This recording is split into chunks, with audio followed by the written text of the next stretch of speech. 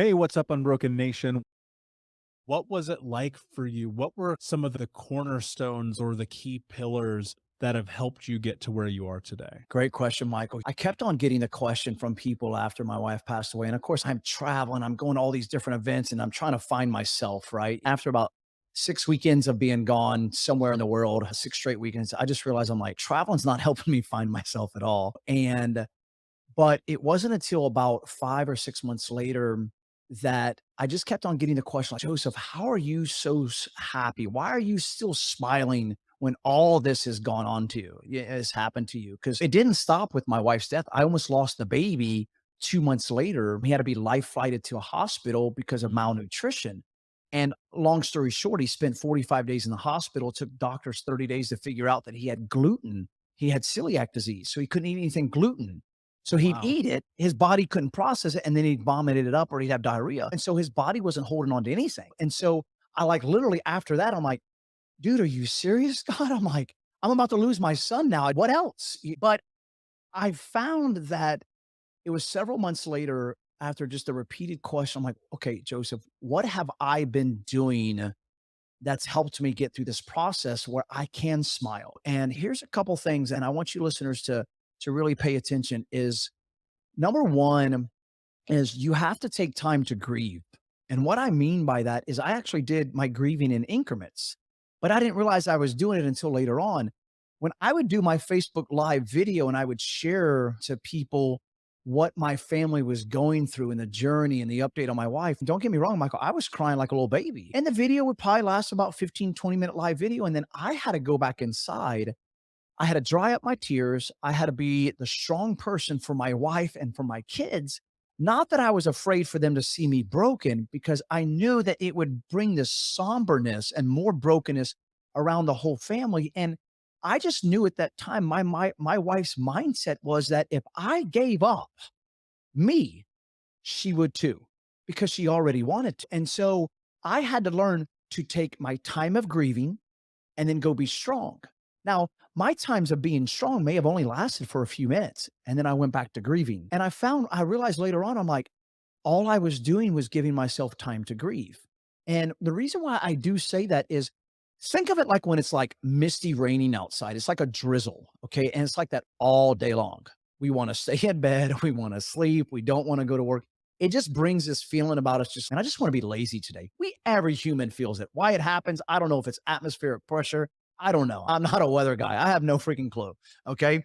But everybody goes through that feeling versus, oh, look, it's just going to be a torrential downpour. And what do we say about torrential downpours? It'll last an hour and then the sunshine's going to come. And we don't think nothing of it. But it's the somber feeling of all day of going through that grief that makes it an all day. And then it turns into 2 days and turns into 3 days. So I had my moment. So I say this is when you grieve, take 15 minutes and grieve and then dry up your tears, even if it only lasts for a minute. Because as we know that habits, we create habits. Grieve for 15, dry up and be strong for one. If it starts all over, okay, then the next time it'll be 2 minutes, and then it'll be five, and then it'll be an hour, and then it'll be half a day that you're, okay, I'm grieving, but I'm also strong. So that's number one. Number two is forgiveness. You've got to forgive yourself. Forgiveness is way more about for us forgiving ourselves for what we are telling and the lies that we're believing and the actions that we've allowed to happen to us versus the other person and what they did. Because we can blame the other person. My dad's gone. I could still be blaming him. It's not going to do anything. Number three is creating dreams, goals, and visions. Michael, when you lose your dad and your wife, when you have a traumatic experience like that, for me anyways, I didn't want to get out of bed. I wouldn't say that I was clinically depressed, but I probably was. I didn't want to get out of bed. I didn't want to do anything. For me, I wanted to travel. I know people that like when they were going through addictions, like their new addiction from alcohol was going to the gym. And that became therapy. We call it going to therapy, but can also become a bad addiction as well because of our mindset behind it.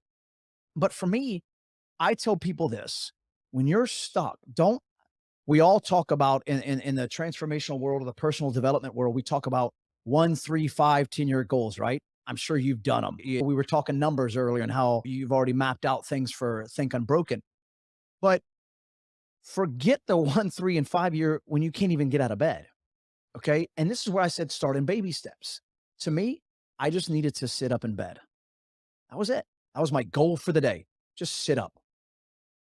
Then the next day it was sit up and put my feet on the floor. I may have only done that for 5 minutes and then laid back down. Yeah, I'd tell my kids, go fix something to eat. I'd use the bathroom when I had to. But ultimately, by creating the small dreams and goals, I was able to then go from sitting up in bed to getting on the couch to making a cup of coffee to doing things to going out to going back to work. I had to do those in baby steps. And the last one, and I think this is one of the most important ones besides just even the forgiveness, is finding someone to help and help them. Okay.